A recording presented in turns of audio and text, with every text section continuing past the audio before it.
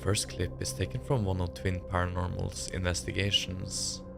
They have traveled to Astoria, which is a small town located on the coast of Oregon, USA. Fans of the paranormal have most likely heard about this town, as their underground tunnel system are allegedly very haunted. Ryan and River, along with their team members Wyatt and Skylar, venture out to the town of Astoria, where one can find an old store named Gully's Butcher Shop. This is where they will be performing their paranormal investigation to determine if the underground tunnel system is haunted and thereby putting the rumors to the test. I'd like to introduce all four of us. You had already seen us walking all through the halls and through each one of these rooms. My name is Ryan. The guy standing in front of me, his name is River. The guy standing to the right of River, his name is Wyatt. I'm pointing right at him. And the guy standing right next to Wyatt, his name is Skylar. That's our little brother. This is my twin River, and Wyatt is our best friend. Oh. Now we are here to communicate with whoever is here and possibly feels comfortable enough to come and speak with us. We mean nothing but respect towards you, and we would just like to have a good conversation, get your story, if that would be okay. We have these objects. You've probably seen them before, but these will give us the ability to notice and see that you are here, and also give us the ability to hear your voice. After introducing the team to any spirits that might have been present at the moment, some footsteps can be heard from the floor above. Oh. The stores that are above them are supposedly closed since it's after midnight. Ryan proceeds to explain to the spirits what the motion sensor is and how they can use it to communicate with them. Then this happens. If you walk up to this antenna, this metal rod, this will make noise and the lights will go ahead and light up for us. That'll let us know that you are standing close to us, and maybe I can go ahead and ask you a couple of questions. We are to the understanding that your son is still alive, and sometimes he does come here to visit, and he talks to Diana. Maybe there's something you'd like us to tell him for you. If you can please walk up to that object and light it up, that would be great. Thank you so much, Abigail. Is there something you'd like to say to us so that we can relay that message to your son? We have this object that Wyatt is holding. If you walk up to his hand and use your energy, whatever you can manifest, you can use some of the energy out of our devices, and we've noticed that you have already drained, or somebody here has already drained a couple of those batteries to use some energy. Did that just go off? Yeah, it went up to red. No, it didn't. Yes, it did. I watched it. Again. It's going That up. just went to red. That just Yeah. went to red. Are you filming it? That went all the way to red. Yes. Can you spike this one as well? This one in my hand? Please? Whoa, whoa, whoa, whoa. Thank you. Thank you, Abigail, if this is you. Both the motion sensor and the EMF meter seem to indicate that there are some spirits present, as they both get triggered simultaneously.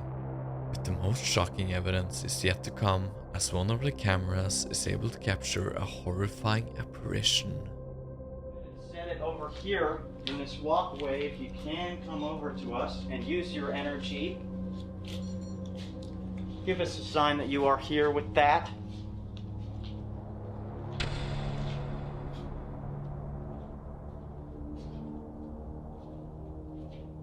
Give us a sign that you are here with that.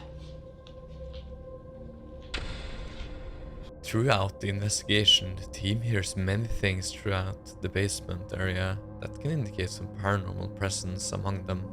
However, what one of their static cameras captured ends up giving most of the viewers the creeps. One can clearly see something resembling a person in the background walking past from right to left. It can be hard to make out at first, but as you zoom in, one can clearly see that something is moving in the background. None of the team members see the apparition but seem to hear the movement or at least some sort of sound. They are left with no explanation to what this could have been, and both them and the viewers are convinced that it definitely is something paranormal. So is this a ghost caught on camera? Or is there another way of explaining this? Uploaded to the Facebook group Paranormal, Weird, Creepy and Strange, and shared by a woman named Danielle. She explains that her neighbor's mother had just passed away a couple of days ago. The neighbor woke up one morning to a notification on his phone saying something or someone had moved outside of his front door in the middle of the night. When he checked the footage, he couldn't believe what he was seeing. A transparent ghostly figure can be seen slowly floating by the front door. It's hard to tell what this thing really could be, and the shape of the thing looks less like a human and more like a transparent blanket floating. But considering his mother just recently passed away, one might wonder if this could actually be the ghost of her. Maybe she hasn't been able to find peace and will end up haunting the house. But what do you think of this one? Is it just a malfunctioning of the door camera, or could it actually be the spirit of the mother?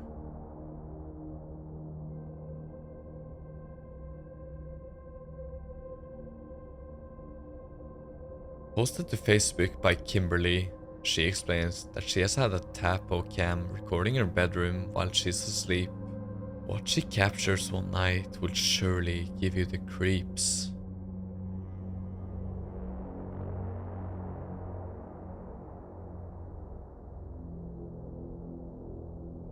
What seems to be a somewhat transparent hand can be seen reaching for Kimberly while she's fast asleep. The hand seems to have disturbed her sleep as she starts to move shortly after, and we can see her eyes open for a moment. But let's slow down the footage. The hand is extremely fast and might explain why the hand looks so transparent. It's hard to tell if this is just an elaborate hoax or if it's real. But as you might already know, I dig deeper than this. Another clip from Kimberly, we can see something else that could back up her claims of her home being haunted.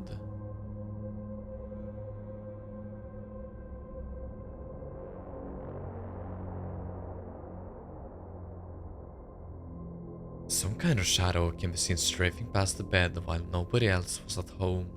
Could both of these clips prove that something paranormal is going on inside this house? You decide.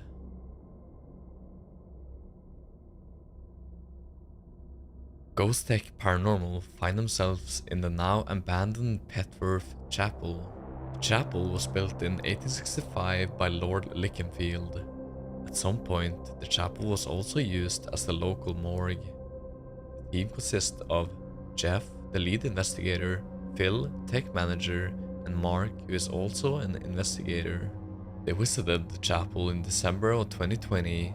They decided on the location after reading up on the history of the chapel and also after hearing rumors of the building being haunted.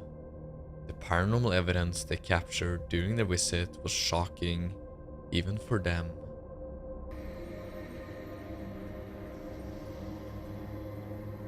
So here we are at Petworth Chapel, and we spent some time setting up our equipment. We've got a static cam inside the small chapel, another static cam there, and we've got one right down next to the mass grave of the school children. So what's actually happened is, whilst we were setting up the equipment, from just standing just here, there was a man's voice. Now, the voice seemed to come from maybe just over in that area there, and it was really close. It was a deep man's voice, and it was something along the lines of, what are you doing here? Now at the time Phil and Mark were inside there, but they heard it as well. They actually thought it was me talking, but I was actually still standing there. I hadn't even left to put the static cam up. And we heard this voice 3 times. So I'm taking it may have been the caretaker there was a sexton here that was a caretaker that looked after the grounds and the chapel. So possibly it was the spirit of him asking us what we're doing here. But as I say, we all heard that. Before the guys even enter the chapel, a man's voice can be heard asking them, why are they here? Unfortunately, the static camera outside the chapel wasn't recording it at the time, and this was never captured on film. But this doesn't mean our paranormal adventure ends here, as they did manage to capture something downright chilling later that night.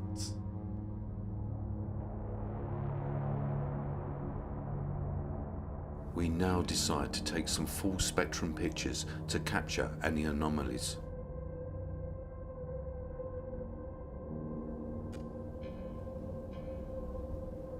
Come and stand in the doorway so I can take your picture, please.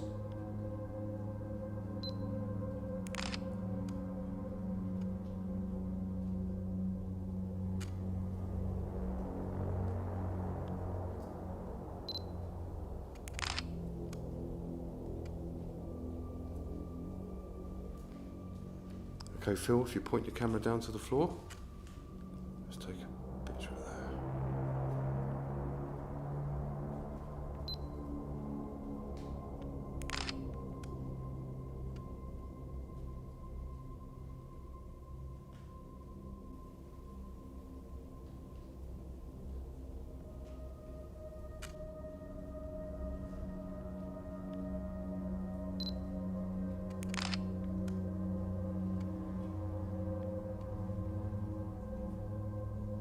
That was strange, that one was all blurred.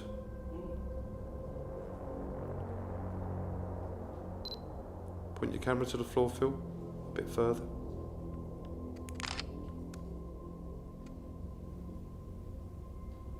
Don't move, Phil. Something's not right.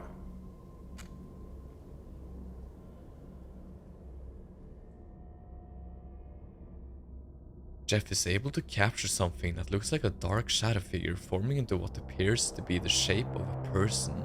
In the first photograph, we can see the shadow figure emerging from the ground, and in the second photograph, it seems to be in an upraised position. Many in the paranormal field would call this hitting the jackpot, as capturing an almost full body apparition on camera is more rare than what you might think.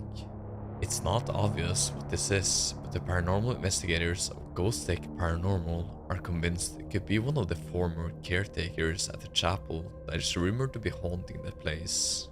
Jeff, Phil and Mark have recorded some really interesting videos during their career, so if you're interested in watching more of them, then be sure to check out their channel along with the other people that are featured in this video. Following the paranormal investigators over at the YouTube channel Resonance Paranormal, we are at Beverly Hills Sanatorium located in Louisville, Kentucky.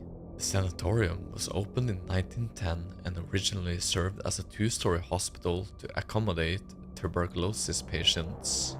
In the early 1900s, the county was ravaged by an outbreak of tuberculosis. This prompted the construction of a new hospital, but that ended up being closed down in 1961 due to an antibiotic drug that lowered the need for such a hospital. There were plans of making the building into a hotel, but the sanatorium has been left abandoned since 1961. The paranormal investigators have joined a tour of the sanatorium and carry out an investigation at the same time. They capture something unexplained on camera. It's gonna happen tonight. You know how paranormal stuff is. It's not like we can flip a switch and it happens, but sometimes I can walk through this place and it's like a big old empty building. And then it's like someone flips a switch all of a sudden, and it's a big old creepy building. Question. Yes, ma'am. Have you ever been frightened? I got frightened about 3 months ago when I was doing a sweep at 4 a.m. to make sure the building was clear, make sure everyone was out. Some kind of shadow figure can be spotted in the doorway in the background. The shadow figure is only visible for a brief moment, but we see enough to clearly see the shape of it. At first, you might think that this could have been confused with just a normal person being in the doorway. However, take a look at where the person recording this video explains that everyone was accounted for with proof. Here's the clip again at half speed.